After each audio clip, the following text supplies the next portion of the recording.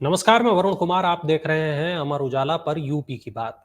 इस शो में हम बात करते हैं यूपी की बड़ी खबरों पर और इस चर्चा में रोजाना की तरह मेरे सहयोगी उत्कर्ष चतुर्वेदी लखनऊ से मेरे साथ जुड़ेंगे, जो बताएंगे हर खबर के पीछे की खबर। चलिए शुरू करते हैं आज का शो और आज की पहली खबर है यूपी के अनुपूरक बजट से जुड़ी हुई।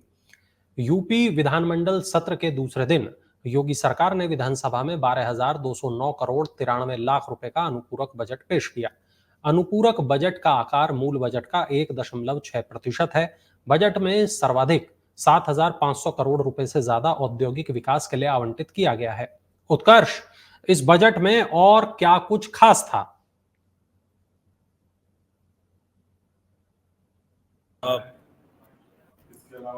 माफ कीजिएगा, मैं म्यूट पर था। मैं बोला कि इस बजट में दो तीन चीजें हैं जो बड़ी खास है। पहली बात तो ये है कि उत्तर प्रदेश का पिछले कुछ महीनों से और पिछले कुछ सालों से अगर बात की जाए, खासतौर पर योगी सरकार आने के बाद जो बजट साइज है वो हमने हर साल लगातार बढ़ता देखा है। लाखों करोड़ों का बजट आता है।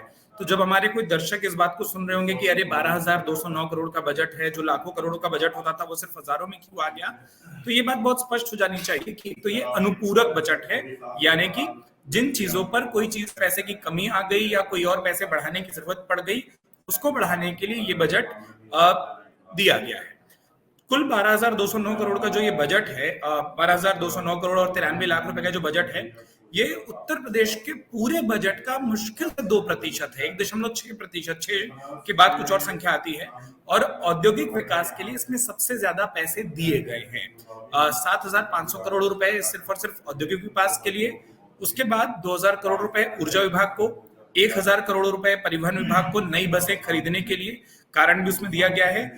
नगर विकास विभाग को अमृत योजना में 600 करोड़, कौशल विकास मिशन के अल्पकालीन प्रशिक्षण कार्यक्रम के लिए 200 करोड़। इसके बाद माध्यमिक शिक्षा, जिसमें राजकीय इंटर कॉलेज में लैब बनेंगी, और इस तरीके से जो कुछ मांगी गई थी अनुपूरक बजट में। जब पिछली बार जब बजट आया था तो उसके बाद कई विभागों ने अपने पूरे असेसमेंट के हिसाब से कुछ मांगी की थी, जहां उनका ये था कि उनके कुछ खर्चे ज्यादा हैं। उन खर्चों की पूर्ति करने के लिए उनके पास ये बेहद जरूरी हो जाता है कि वो कुछ और अतिरिक्त बजट की मांग करें। और उसी मांग को ध्यान में रखते हुए उत्तर प्रदेश सरकार ने इस अनुपूरक बजट को लाया है, जिसमें मैंने आपको बताया कि सबसे ज्यादा जो खर्च है या जो सबसे ज्यादा हिस्सा हमको जाता दिखाई दे रहा है वो औद्योगिक विकास को जाता दिखाई दे रहा है। 7,500 करोड़ का डेवलपमेंटल स्कीम्स के लिए सबसे ज्यादा जो ये पैसे हैं वो खर्च किए जाते हुए दिखाई दे रहे हैं। वरुण, बिल्कुल। अगली खबर इसी से जुड़ी हुई। गुमराह कर शादी करने और अनुसूचित जाति जनजाति के धर्म परिवर्तन कराने के मामले में आरोपी को अब आजीवन कारावास की सजा दी जाएगी। यूपी विधानसभा में खास विधेयक को मंजूरी दे दी गई है। ये जो विधेयक है उत्कर्ष, ये पिछले विधेयक से कितना अलग है और ये विधेयक एक्चुअली है क्या? अगर आम इंसान की भाषा में हम किसी को समझाएं कि ये विधेयक आखिर है क्या?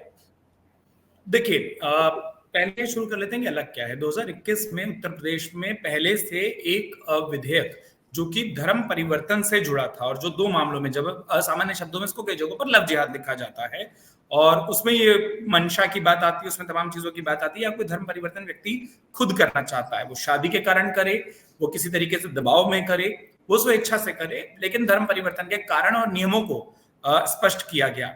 2021 में जो नियम पारित किया गया था उसमें सजा और जुर्माना जो है वो कम था। वो एक तरीके से यूं कह लें कि नए कानून में जो आज पारित हो गया उत्तर प्रदेश विधानसभा से, और अभी ये राज्यपाल की अनुमति से फिर ये कानून होकर लागू हो जाएगा, उसमें कुछ चीजों को दो गुने कर गई हैं। जैसे कि अब नए कानून में जो प्रावधान आए हैं, जो आप पूछ रहे थे ना सामान्य शब्दों में क्या है, अगर कोई व्यक्ति धोखे से, किसी तरीके के कपट से, बहला फुसला कर, लालच देकर, प्रलोभन देकर, या फिर शादी करने के बाद, और इसीलिए लव जिहाद शब्द बहुत आ रहा है, जिसमें कानून में लिखा हुआ है कि शादी करने के बाद होता है कि हम देखते हैं कि अमूमन जो महिलाओं के, अगर आप दूसरी धर्म में शादी करें तो फिर वो धर्म परिवर्तन की परिस्थितियां बनती हैं।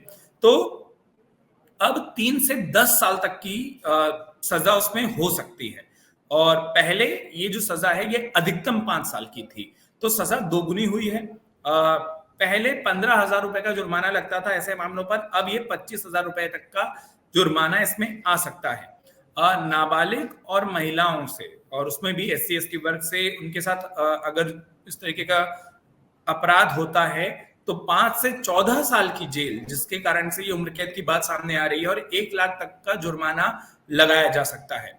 अगर सामूहिक धर्म परिवर्तन की बात करें, यानी कि एक पूरी समूह को आपने किसी भी कारण से, किसी भी तरीके से, और वापस प्रावधान वही लागू होते हैं, कोई लालच देकर, किसी तरीके का धोखा करके, छल कपट करके, डरा कर, धमका कर, या किसी सामाजिक कारणों से अगर धर्म परिवर्तन कराया तो 7 से 14 साल की जेल और 1 लाख रुपए के जुर्माने का प्रावधान किया गया है।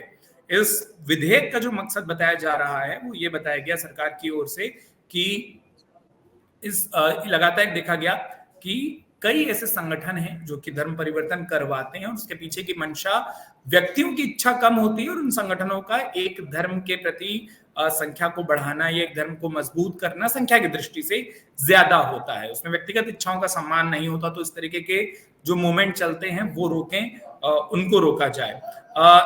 दिव्यांग, नाबालिग और मानसिक रूप से अस्वस्थ लोग जो कि कई बार अपने जो फैसले हैं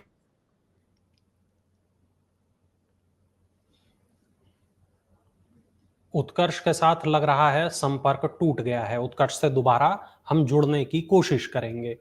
तो कुल मिलाकर बात यह कि एक नया विधेयक यूपी विधानसभा में लेकर आया गया है और इस विधेयक में तमाम ऐसी बातें हैं जिनको जानना आपके लिए जरूरी है। चलिए रुक करते हैं हम अगली खबर का। यूपी विधानसभा में विपक्ष के नेता माता प्रसाद पांडे का स्वागत करते हुए सीएम योगी आदित्यनाथ ने कहा कि मैं आपको विपक्ष के नेता के रूप में चयन के लिए बधाई देता हूं। इस दौरान सीएम योगी ने सपा विधायक शिवपाल यादव पर भी चुटकी ली। उत्कर्ष, मेरी आवाज आ रही है आपको? उत्कर्ष से संपर्क अभी बन नहीं पा रहा है। लगातार हम उनसे संपर्क करने की कोशिश कर रहे हैं, लेकिन शिवपाल यादव के साथ जब सीएम योगी एक साथ थे तब दोनों के बीच कई तरीके की बातचीत हुई, कई तरीके की चुटकी सीएम योगी ने ली शिवपाल यादव के साथ। उस वक्त जो नजारा था सदन का, उसमें हंसी मजाक भी था, उसमें एक तंज भी था एक दूसरी पार्टी के प्रति। सीएम योगी ने शिवपाल सिंह को तंज कसा, वहीं शिवपाल सिंह ने भी उनको जवाब दिया। ये दोनों के बीच क्या बातचीत हुई वो आपको हम जरूर दिखाएंगे और उत्कर्ष के साथ भी हम दोबारा जुड़ने का प्रयास कर रहे हैं। उत्कर्ष, मेरी आवाज आ रही है क्या आपको? उत्कर्ष के साथ संपर्क अभी भी नहीं हो पाया है। तो ये जो तमाम खबरें हैं, तमाम खबरें आप देख सकते हैं। मैं आपका सम्मान करता हूं और आप दो बार इस माननीय सदन के अध्यक्ष के रूप में अपनी सेवाएं दिए हैं और आपने पहला प्रश्न किया है आज यहां पर। पहले तो आपके चयन के लिए मैं आपको बधाई देता हूं। ठीक है, अलग विषय है कि आपने चचा को गच्चा दे ही दिया। चचा बेचारा हमेशा ही ऐसे ही मार खाता है, उनकी नियति ही ऐसी है, क्योंकि भतीजा हमेशा भयभीत रहता है। लेकिन आप इस सदन के एक वरिष्ठतम सदस्यों में से हैं, आपका मैं सम्मान करता हूं। मैंने आपको पहले भी बताया कि 24,000 जो महिला संबंधी अपराध थे प्रदेश के अंदर 2016 में, कहां बच्चों के चक्कर में पड़े? अरे आप बैठो, अरे इसके बाद प्रश्नकाल के बाद सुनिए, प्रश्नकाल के बाद सुनिए। अरे क्या संग्राम सिंह जी, आप बिना मतलब मुख्यमंत्री जी ने, वो आप क्योंकि होती रहती है, बैठिए। मुख्यमंत्री जी ने अभी प्रश्नकाल में कहा था कि मैंने महिलाओं की भर्ती कर ली है, 20,000 महिलाओं की भर्ती कांस्टेबल पीएससी में भी कर ली है, पुलिस में भी कर ली है। चलिए हम अब बहुत आपको, अरे उसको वो बात खत्म हो गई, शिवाजी वो बात खत्म हो गई। सवाल ये था कि कितने जब से भर्तियां की हैं पुलिस में, सब कुछ। और उसके बाद 3 प्रश्न हो चुके हैं, तो सुन लीजिए ना। अरे उसके प्रश्नकाल के बाद सुनेंगे ना। तो इसी प्रश्न में, वो प्रश्न खत्म हो चुका है। नहीं, इसी प्रश्न में हमारी ओर इशारा किया था। हाँ। मैं इसलिए मैं बोल रहा हूँ, मेरा नाम भी लिया है। वो बहुत आपको बहुत लेट याद आया, वो खत्म नहीं, होते मैं जज को तभी गया था। फिर कहाँ थे अभी तक? ऐसा नहीं है, लेकिन आपने समय नहीं दिया। आप कहाँ खड़े हुए? उसी समय मैं समय देता हूँ। मैं सोच रहा था आप उठोगे, लेकिन आप उठे नहीं। नहीं, आपने हमारी तरफ निगाह ही नहीं करी। अरे हमारे कहीं पे निगाहें, कहीं पे निशाना, इसीलिए आज जानबूझ के आपकी तरफ नहीं देखा। तो देखिए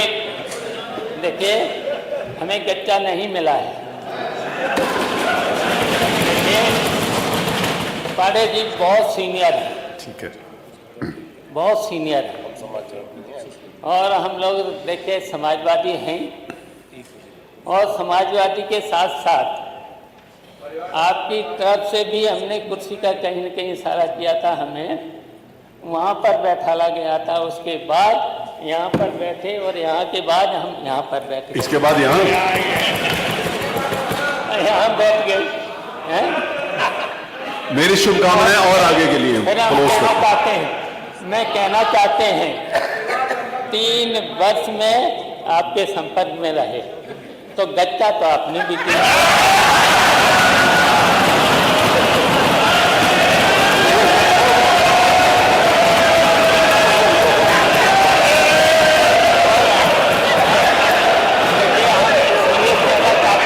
एक सेकंड,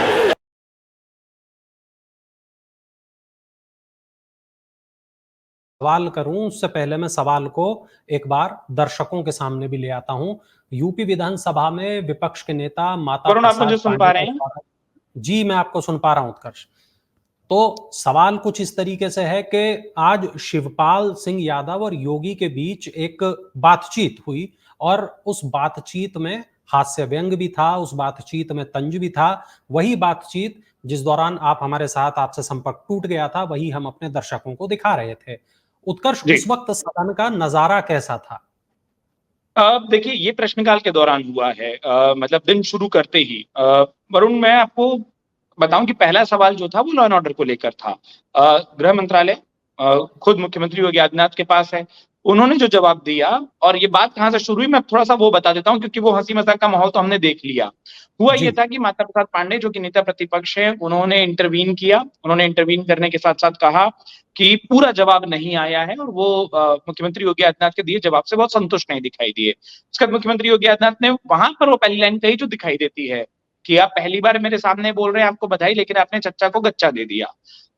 उत्तर प्रदेश विधानसभा में ये चाचा और भतीजा, ये जो 2 शब्द है, वो मुख्यमंत्री योगी आदित्यनाथ की ओर से नए नहीं है। वो अक्सर इन शब्दावली का प्रयोग शिवपाल सिंह यादव के लिए कहते रहे, और आपको याद होगा एक बार और ऐसी हंसी मजाक की लेकिन बड़ी तीखी बहस हुई थी दोनों के बीच में कि आपकी कोई चिंता नहीं करता, या आप अपने भतीजे को समझाइए, और तब अखिलेश यादव सदन में मौजूद भी थे। अब इस बार अखिलेश यादव नहीं थे। 2-3 सवालों के बाद शिवपाल यादव खड़े हुए, और विधानसभा अध्यक्ष ने बकायदा कहा कि आप बड़ा लेट खड़े हो रहे हैं। तो शिवपाल ने कहा कि मैं तो पहले ही इशारा कर रहा था, लेकिन आपने मुझे बोलने नहीं दिया। उसके बाद जब 2-3 सवालों के बाद वहां पर शिवपाल यादव खड़े हुए, उन्होंने बात यहां से शुरू की कि हमको किसी ने गच्चा नहीं दिया, हम समाजवादी हैं। और वो ये बताने लगे एक समय पर जब वो समाजवादी पार्टी के विधायक थे, लेकिन उनका अलगाव था, तो दूरियां थी, तो वो बता रहे थे मैं बड़ा कोने में बैठता था। फिर अखिलेश यादव जब आए, तो आज जहां शिवपाल यादव बैठे हैं वहां अवधेश पासी बैठते थे, अखिलेश यादव नेता प्रतिपक्ष की कुर्सी पर बैठते थे, शिवपाल बगल के सोफे पर बैठते थे। बोले देखिए फिर मैं वहां बैठने लगा, अब मैं यहाँ आ गया हूँ। वो इशारा ये करने वाले थे कि धीरे धीरे करके हम सत्ता की ओर पहुंच जाएंगे, लेकिन बात बीच में रुक गई। और उसके बाद उन्होंने कहा कि 3 साल, और ये अपने आप में एक बड़ा अच्छा रहस्योद्घाटन है कि जब शिवपाल यादव और समाजवादी पार्टी के रिश्ते बहुत अच्छे नहीं थे, परिवार में एक दूरी दिख रही थी, उन्होंने कहा 3 साल तो मैं आप लोगों के संपर्क में रहा, गच्चा अगर मुझे किसी ने दिया है तो आप लोगों ने दिया है। और वो इशारा भारतीय जनता पार्टी की ओर कर रहे थे कि 3 साल वो भाजपा के संपर्क में रहे, लेकिन भाजपा ने उनको कोई पद नहीं दिया, जो उत्तर प्रदेश की सियासत में अक्सर कहा जाता है। इस मामले पर वरुण, दिल्ली में अखिलेश यादव से सवाल पूछा गया था, जो मुझे बताया गया, और अखिलेश यादव ने भी यही कहा कि चाचा ने दिल्ली वालों को गच्चा दिया है। यानी वो भी ये इशारा कर रहे हैं कि भाजपा वालों को गच्चा दिया, वो उधर नहीं गए, वहां से प्रलोभन बहुत थे। और फिर ये जो पूरी बहस थी वो ठाकों में लगने लगी, और ठाके दोनों ही ओर लगे। जब उन्होंने भाजपा का नाम देकर गच्चा करने की बात कही, और उसमें थोड़ी सी चुटकी विधानसभा अध्यक्ष सतीश महाना ने भी ले ली। उन्होंने कहा कि अब तो आपको फिर गच्चा खाने की आदत हो जानी चाहिए। तो एक हंसी मजाक था, चुटीला अंदाज था, वो चला, लेकिन शुरुआत हुई थी एक तंज से, जो बाद में व्यंग में बदल गया। बिल्कुल। इसी से जुड़ी एक और खबर उत्कर्ष हमारे सामने है। मुख्यमंत्री योगी आदित्यनाथ ने मंगलवार को विधानसभा में महिला सुरक्षा के मुद्दे पर बोलते हुए समाजवादी पार्टी पर करारा हमला किया। उन्होंने कहा कि प्रदेश सरकार महिला सुरक्षा को लेकर पूरी तरह गंभीर है। उत्कर्ष, ये बात कहां से शुरू हुई और क्या कुछ बातें हुई इस दौरान? देखिए, ये उस पहले सवाल से जुड़ी बात है वरुण, जिसके बारे में मैं आपको थोड़ी देर पहले बता रहा था कि समाजवादी पार्टी की विधायक हैं रागिनी सोनकर, उन्होंने ये सवाल पूछा था और उन्होंने जब इस सवाल को पूछा था तब बात ये हुई थी कि मुख्यमंत्री योगी आदित्यनाथ जवाब देने के लिए उठे थे। सवाल ये पूछा गया था, फिर दर्शकों की समझ के लिए बता दें कि सवाल क्या था। सवाल ये पूछा गया था कि पिछले कुछ दिनों में किस तरीके से प्रदेश में जो अपराध हैं, खासतौर पर महिला अपराध के मामले हैं, वो बढ़े हैं या घटे हैं। इसमें योगी आदित्यनाथ ने, मुख्यमंत्री ने कहा कि आप जो सवाल कर रहे हैं, आप ये भी जान लीजिए कि उन सवालों के पीछे जो आप चीज मंशा पूछना चाहते हैं, जिस मंशा से कौन लोग जुड़े हैं। उन्होंने कहा कि जब हम उत्तर प्रदेश में लॉ एंड ऑर्डर की बात करते हैं तो अक्सर ऐसे मामले निकल कर आते हैं जिसमें अपराधी समाजवादी पार्टी से जुड़े हुए मिलते हैं, वो समाजवादी पार्टी से उनका डायरेक्ट लिंक होता है। और उसके बाद उन्होंने मुलायम सिंह यादव के, स्वर्गीय मुलायम सिंह यादव के कमेंट का भी जिक्र किया। उन्होंने कहा कि आप लोग तो उन्हीं को मानते हैं ना जो ये कहते हैं कि लड़के हैं और लड़कों से गलती हो जाती है, तो ये तो आप लोगों के चरित्र में, अगर आज किसी को सबसे ज्यादा डरना चाहिए लोगों को तो समाजवादी पार्टी से डरना चाहिए। और यहां से ये बात समाजवादी पार्टी पर आ गई, जिसके बाद समाजवादी पार्टी के विधायकों ने मुख्यमंत्री योगी आदित्यनाथ के इस बयान का खूब विरोध किया। लेकिन बात, जैसा आपने पूछा, कहां से शुरू हुई थी, लॉ एंड ऑर्डर का एक सवाल था, कानून व्यवस्था का सवाल था। उस सवाल के दौरान मुख्यमंत्री योगी आदित्यनाथ ने जब सवालों की हिस्ट्री बताना शुरू की, उन्होंने कहा कि अवैध शराब बनाने के मामले में समाजवादी पार्टी का एक विधायक है जो कि अपराधियों को पनाह देता था और आज वो जेल के पीछे सड़ रहा है। उन्होंने कानपुर का जिक्र किया कि कानपुर का आपका एक विधायक है जो कि वहां पर दंगे कराना चाह रहा था। पिछले कुछ महीनों में या पिछले कुछ सालों में हमने जैसा देखा, और हमने बात की थी इरफान सोलंकी से लेकर तमाम ऐसे विधायक के, वरुण आपको भी पता होगा, अलग अलग मौकों पर हमने बात की कि समाजवादी पार्टी के वो विधायक जिनके खिलाफ मामले दर्ज हुए, एक्शन की बात सामने आई, पुलिस ने अपने हिस्से की कार्रवाइयां की हैं। तो उन तमाम मामलों का जिक्र योगी आदित्यनाथ ने करते हुए ये उदाहरण दिया कि समाजवादी पार्टी का चरित्र ऐसा हो गया है कि जब हम अपराध की तह तक जाते हैं तो अधिकतर अपराध से जुड़े लोग समाजवादी पार्टी से जुड़े ही निकलते हैं। बिल्कुल। अब अगली खबर भी उत्कर्ष इसी से जुड़ी हुई है।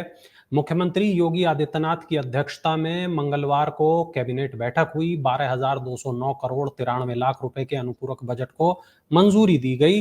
बैठक में दोनों उप मुख्यमंत्री मौजूद रहे। उत्कर्ष, जब दोनों उप मुख्यमंत्री बैठक में मौजूद रहे तो जो चर्चाएं चल रही थीं उन पर लगाम लग पाई क्या? देखिए, ये एक ऐसा सवाल आप पूछ रहे हैं जो उत्तर प्रदेश में मुझे लगता है कि हर कोई पूछ रहा है कि क्या हुआ। अब देखिए, बिल्कुल कई सारी चर्चाओं पर लगाम लगनी चाहिए और मुझे लगता है उसके 2-3 कारण हैं। एक कारण ये है कि कल हमने उप मुख्यमंत्री केशव प्रसाद मौर्य को सुना था, वो अनुसूचित मोर्चे के कार्यक्रम में गए थे। हालांकि वरुण, हो ये रहा है ना कि ये एक ऐसी रोटी है जो जिसके दोनों तरफ, जैसे वो अगर आप ब्रेड का पैकेट देखें तो उसकी जो आखिरी ब्रेड होती है वो कई बार एक तरफ से पूरी पक जाती है। ये उत्तर प्रदेश की सियासत और खासतौर पर भाजपा की सियासत कुछ ऐसी हो गई है। अब सुबह मुख्यमंत्री, और कल के घटनाक्रम से शुरू करते हैं। कल विधानसभा का पहला दिन था। मुख्यमंत्री योगी आदित्यनाथ पहले जब पत्रकारों से बात कर रहे थे तो उन्होंने अपनी जब टीम का जिक्र किया, बोले कि हमारी पूरी टीम मिलकर लोगों के और विपक्ष के सवालों का जवाब देगी। तो उसमें उन्होंने अपने दोनों उप मुख्यमंत्रियों के नाम लिए जिनके अलगाव और दूरियों की खबरें आ रही थी। उसके बाद विधानसभा की कार्रवाई शुरू होती है। विधान परिषद में लॉ एंड ऑर्डर से जुड़े जो तमाम महत्वपूर्ण मामले हैं उसका जवाब केशव मौर्य देते हैं। वो सरकार को डिफेंड करते हैं। जो पहला सवाल कल उठता है वो ब्रजेश पाठक से जुड़ता हुआ, स्वास्थ्य विभाग से जुड़ा हुआ मिलता है, वो भी बिल्कुल आक्रामक रहते हैं। तो सरकार, विधानसभा, विधान परिषद, दोनों ही सदनों के अंदर सरकार को डिफेंड करती दिखाई देती है और दोनों मुख्यमंत्री इस मोर्चे को संभालते हैं। थोड़ी देर बाद बाहर बीजेपी ओबीसी मोर्चे की बैठक होती है, उसमें केशव मौर्य, ब्रजेश पाठक दोनों पहुंचते हैं। केशव मौर्य तो यहां तक कह देते हैं कि सोशल मीडिया पर जो कुछ चल रहा है उसकी चिंता मत करिए, यानी वो जो अलगाव की खबरें, दुराव की खबरें, दूरियों की खबरें। लेकिन फिर होता क्या है, फिर एक चर्चा कहां से शुरू हो जाती है, ये दोनों जैसे ही मुख्यमंत्री उतरते हैं वहां मुख्यमंत्री पहुंच जाते हैं। तो लोगों ने बोला कि मंच एक साथ साझा क्यों नहीं किया। वो जो मंच साझा न करने की खबरें कई दिनों से चल रही थी, वो फिर वो वाली बात आ गई। हालांकि सुबह लोक भवन में मंच साझा हुआ था। फिर शाम को Keshav Prasad Maurya law and order की एक बैठक करते हैं, वो तस्वीर बड़ी चर्चा में रही। आज सुबह जो आप मीटिंग का हवाला दे रहे हैं, कैबिनेट की मीटिंग हुई, क्योंकि इन तमाम विधेयकों को और उसके बाद तमाम और चीजों को पास करना था। तो उस अनुपूरक बजट को पास करना था। उस कैबिनेट बैठक में दोनों ही उप मुख्यमंत्री शामिल हुए और दोनों उप मुख्यमंत्रियों ने बाकायदा अपने-अपने सोशल मीडिया हैंडल पर, जो हम देख रहे थे कि बहुत दिनों से एक साथ तस्वीरें नहीं आ रही थी, उन्होंने इस तस्वीरों को खुद जारी किया। सिर्फ मुख्यमंत्री कार्यालय ने या मुख्यमंत्री योगी आदित्यनाथ के सोशल मीडिया हैंडल ने नहीं, बल्कि दोनों उप मुख्यमंत्रियों ने इस बहस को जारी किया, इस पूरी चीज को सार्वजनिक किया, जानकारी में डाला। और उसके बाद जो आप कह रहे हैं ना कि कयासों पर विराम लगे हैं, क्या विराम तो लगते नहीं दिख रहे। मुझे लगता है उत्तर प्रदेश की सियासत एक ऐसी सियासत है, खासतौर पर जब सदन चल रहा हो, केंद्र में चल रहा हो। अब यहाँ थोड़ी लगाम लगती है तो विपक्ष थोड़ा कमेंट कर देता है। आज अखिलेश यादव ने पार्लियामेंट में, संसद में, लोकसभा में जो कहा, वो फिर एक तंज था, उत्तर प्रदेश की सियासत की ओर इशारा था। तो पूरी तरीके से लगाम नहीं लग रही है, क्योंकि विपक्ष भी लगातार तंज कर रहा है। कई संकेत अभी भी ऐसे मिलते हैं कि कुछ मतलब रूम बचा है क्या, कुछ दूरियां अभी भी हैं क्या, मंच पर साथ हैं लेकिन वो एक दूसरे के प्रति पूरा साथ है कि नहीं। तो मैंने कहा ना कि वो दो तरफा रोटी है, जो एक तरफ तो सिकी हुई दिखती है लेकिन कभी कभार ऐसा लगता है कि दूसरी तरफ से कच्ची रह गई है। दोनों तरीके की तस्वीरें बन रही है और अब हर तस्वीरें चर्चा का कारण बन रही है। प्रदेश भाजपा के ओबीसी मोर्चा की कार्य समिति में सरकार से बड़ा संगठन वाले बयान से उठी सियासी उठापटक के थमने की चर्चा के बीच उप मुख्यमंत्री केशव प्रसाद मौर्य के एक बयान ने फिर से सियासी माहौल को गर्मा दिया है। उत्कर्ष, इस बार कौन सा नया बयान सामने आया है? दो बयान है, एक पुराना है, एक नया है, और दोनों ही बहुत चर्चाओं का कारण है। जो आप नया पूछ रहे हैं, पहले नए से शुरू कर देते हैं। मुख्यमंत्री केशव प्रसाद मौर्य ने एक बयान तो मैंने आपको बता दिया, उन्होंने कहा अपने तमाम समर्थकों के सोशल मीडिया से दूर रहिए, उस पर आप जाइए मत, सोचिए मत। दूसरा, उन्होंने कहा कि भारतीय जनता पार्टी में क्या होता है ये कयासों अटकलों से पता नहीं चलता, ये अच्छे को पता नहीं चलता। उन्होंने कहा कि भाजपा के 70, फिर वो बोले 75, उन्होंने कहा, फिर बाद में बोलते बोलते 80% बोल गए कि 80% मुख्यमंत्रियों को पता ही नहीं था कि वो मुख्यमंत्री बनने वाले हैं। और उन्होंने कहा कि ऐसे कई उप मुख्यमंत्री भी शामिल हैं। तो अब इस बयान से लोग अपने हिसाब से स्वतंत्र हो जाते हैं मतलब निकालने के लिए। कोई कहता है कि क्या उत्तर प्रदेश में आगे कुछ होगा, क्या इस ओर इशारा है कि भाई मतलब निकाल लीजिए, किसी को नहीं पता। मुझे जो लगता है, केशव मौर्य ये बताना चाह रहे थे कि पार्टी में आप जितनी मजबूती से काम करेंगे, आपको भी नहीं पता कि पार्टी आपको क्या इनाम दे देगी। वो जो इशारा कर रहे थे कि मुख्यमंत्रियों को भी नहीं पता था कि मुख्यमंत्री बनने वाले हैं, लेकिन वो एक समर्पित कार्यकर्ता के तौर पर काम कर रहे थे। देखिए, ये पार्टी के मोर्चे की बैठक थी, वहां कार्यकर्ताओं का मोटिवेशन बढ़ाना और खास तौर पर तब बहुत जरूरी हो जाता है वरुण, जब आपको उपचुनावों, उसके बाद चुनावों में जाना हो और एक दुराव की, अलगाव की, कार्यकर्ताओं की सुनवाई ना होने की, उनका मोरल लो होने की ढेर सारी खबरें चर्चा में होती हों। तो उन सबके बीच में जब उन्होंने इस तरीके की बात कही तो कार्यकर्ताओं का जोश बहुत तेज था। अब जो मैं पुराना बयान कह रहा हूँ वो भी आपको बताता हूँ। एक पुराना बयान जिसको उन्होंने थोड़ी सी शब्दावली बदल के फिर दोहराया।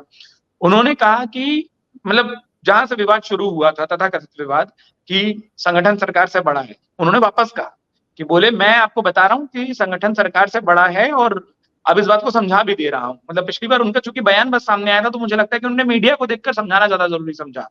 उन्होंने कहा कि आप 2017 देखिए, 2014 देखिए, हम सरकार में नहीं थे, ना केंद्र की ना राज्य की, लेकिन हम मजबूती से आए। 2017 में हमने 300 विधायक लाए, 2014 में हमने 72 सीटें जीती, संगठन ने वो जितवाया। सिर्फ सरकार नहीं जितवाती, सरकार ना भी हो तो संगठन चुनाव जितवा सकता है, लेकिन सरकार हो तब भी आप चुनाव हार सकते हैं। संगठन का होना बहुत जरूरी है, क्योंकि संगठन नहीं होगा तो आप चुनावों में नहीं जा पाएंगे। सरकार है नहीं है, चुनाव संगठन लड़ेगा। वो उसके बाद उस पूरे वक्तव्य को अपने समझा गए। तो एक नया बयान, एक पुराना बयान केशव मौर्य ने दिया और दोनों की ही खूब चर्चा लखनऊ के सियासी गलियारों में है। बिल्कुल, चलिए अगली खबर का रुख करते हैं। जीएसटी से जुड़ी ये खबर है। जीएसटी में एक तरफ फ्रॉड रोकने के लिए नाकेबंदी लगातार सख्त की जा रही है तो दूसरी तरफ जालसाज नए नए रास्ते तलाश रहे हैं। हाल ही में एक ऐसे रैकेट का पता चला है जिसकी जड़ें आगरा, नोएडा, लखनऊ, कानपुर, मेरठ से लेकर दिल्ली तक फैली हैं। उत्कर्ष, ये क्या मामला है, किस तरह का मामला है? इसको एक लाइन में कहें तो सिगरेट से सिगरेट बनाई जा रही है उत्तर प्रदेश में, और ये बड़ा अजीब है कि मैं समझ नहीं पाया। ये जब पहली बार ये जानकारी आई तो मैं भी समझ नहीं पाया था कि सिगरेट से सिगरेट कैसे बनती है। फिर पता चला कि हुआ क्या कि सिगरेट एक बना हुआ उत्पाद है। तो सिगरेट से टैक्स से चोरी कैसे हुई इसको एक थोड़ा सा समझ लेते हैं। और इसमें बड़े बड़े अधिकारी हैरत में, मतलब मैं भी जिन अधिकारियों से बात कर रहा था समझने के लिए, वो भी बोल रहे थे कि ये मॉडस ऑपरेंडी बहुत आसान नहीं है। हुआ है कि सिगरेट से किमाम बनाने की आड़ में पहले टैक्स चोरी हुई कि हम किमाम बना रहे हैं, उस पर टैक्स नहीं लगता उतना हाई जितना होता है। और ये किमाम बताया जा रहा है कि सिगरेट से ही निकाला जा रहा था। कई ऐसे उसके रॉ मटेरियल होते हैं जिसमें किमाम का प्रयोग होता है और किमाम वहीं से निकाल लिया गया। उसके बाद उस किमाम से 41 करोड़ की सिगरेट तैयार की गई। इस किमाम को बनाने के लिए 41 करोड़ रुपए की सिगरेट खरीदी गई और 18,000 करोड़ रुपए का किमाम बताकर उसको निर्यात कर दिया गया। निर्यात होने वाले उत्पादों पर इंटीग्रेटेड जीएसटी लिया जा सकता है, इसलिए 850 करोड़ रुपए का दावा हो गया। 380 करोड़ रुपए का भुगतान भी हो गया। इतने बड़े भुगतान के बाद जांच एजेंसी को शक हुआ तो पता चला कि सिगरेट के तंबाकू से किमाम नहीं बनाया जा सकता। तो हुआ ये कि बाहर से और तंबाकू खरीदा और उसके बाद किमाम बनाया गया। तो बेसिकली हुआ ये है कि सिगरेट पर जो मैंने आपको शुरू में कहा वो अभी भी थोड़ा सा नहीं समझ आया होगा, तो मैं आपको समझाता हूँ। सिगरेट से तंबाकू निकाला, मार्केट से किमाम निकाला, वो दोनों को मिलाकर नई चीज बनाई और उसके लिए कह दिया गया कि हम नया प्रोडक्ट बना रहे हैं। जबकि हुआ ये था कि सिगरेट से ही सिगरेट बनाई गई थी, माफ कीजिएगा, सिगरेट से ही सिगरेट बनाई गई थी और उसमें रॉ मटेरियल तंबाकू का बाजार से खरीदा गया था। इस पूरी जालसाजी का जब अंदेशा हुआ कि किमाम से सिगरेट बनाने को लेकर अलग टैक्स प्रावधान है, उसमें अलग पैसा लगता है, तंबाकू से सिगरेट बनाने को अलग टैक्स प्रावधान है, और जब आप उस इंटीग्रेटेड टैक्स यानी जब एक उत्पाद बन जाता है तो उसमें किसी भी रॉ प्रोडक्ट का टैक्स नहीं लगता। आप एक सिगरेट खरीदते हैं, मान लीजिए उदाहरण के तौर पर, उसके बाद मैं इस चर्चा को खत्म करूं, 10 रुपए की सिगरेट है, उसमें 2-2 रुपए के 5 आइटम आ रहे हैं, तो हर आइटम पर पैसा नहीं लग रहा है, टैक्स लग रहा है सिगरेट पर। लेकिन उस सिगरेट बनाने में अगर अधिकतम उत्पाद तंबाकू है तो तंबाकू आप निकाल लीजिए, टैक्स आपको पूरी सिगरेट के पैसे पे से ही लग रहा है। आपने वो रॉ मटेरियल निकाला और उसे फिर कुछ और तैयार किया और आपने इस तरीके से करोड़ों के टैक्स की चोरी की। अब इस मामले की जांच हो रही है कि ऐसा और क्या क्या जालसाजी थी कि मतलब ये कई जो फिल्में चलती है ना वरुण, ये वैसा मामला हो गया है कि आपको इतनी टेक्निकलिटी में घुसना पड़ा। एक वो फिल्म आई थी, ये बिल्कुल मैं किसी फिल्म को प्रमोट नहीं करना चाहता, लेकिन जमीन की जालसाजी वाली, अनुपम खेर साहब उसमें थे, और ये वैसा ही मामला है कि आपको पता नहीं चला कि आपकी जमीन कब और कैसे खरीद ली गई। ठीक है। यूपी सरकार ने अवैध तरीके से बने बेसमेंट्स के खिलाफ कार्रवाई करने का फैसला किया है। आवास विभाग ने सभी विकास प्राधिकरणों को इस संबंध में दिशा निर्देश जारी किए गए हैं, जिसमें अवैध तरीके से बने बेसमेंट के खिलाफ कार्रवाई करने को कहा गया है। उत्कर्ष, दिल्ली की घटना से ये सबक लेके शायद यूपी सरकार कर रही है, लेकिन ये पूरा मामला क्या है, क्या आदेश है, वो बताएं। बिल्कुल आप सही कह रहे हैं वरुण, दिल्ली की घटना से ही यूपी सरकार ने सबक लिया है और ये कहा गया है कि सबसे पहले तो ये जांचना है कि जो तमाम इमारतें हैं उनमें कहीं बेसमेंट का निर्माण बिना नक्शा पास किए तो नहीं हो रहा।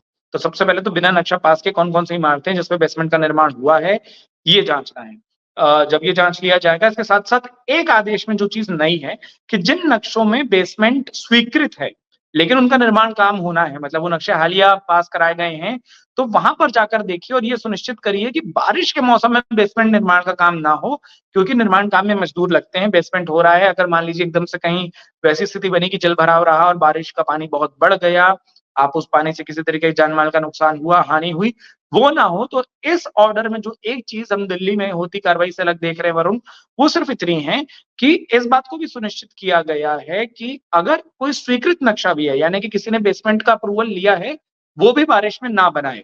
बाकी जैसा आपने कहा कि सारे नक्शों की जांच होनी है, जहां जहां बेसमेंट के अप्रूवल नहीं है और कई बड़ी इमारतें और उसके बारे में अगर कोई भी जानकारी है, और रैंडम चेक भी करना है कि बेसमेंट बने हैं नहीं बने हैं, और जो होंगे उस पर नियम के तहत कार्रवाई होगी। यानी हम जो सीलिंग की कार्रवाई दिल्ली में देख रहे हैं, हो सकता है उत्तर प्रदेश में भी आगे आने वाले दिनों में देखने को मिले।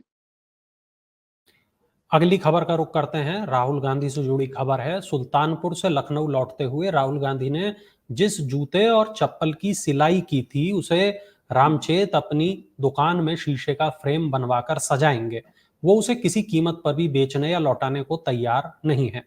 उत्कर्ष, रामचेत इन दिनों काफी चर्चा में है। नए अपडेट क्या है इस पूरी जो मामला था?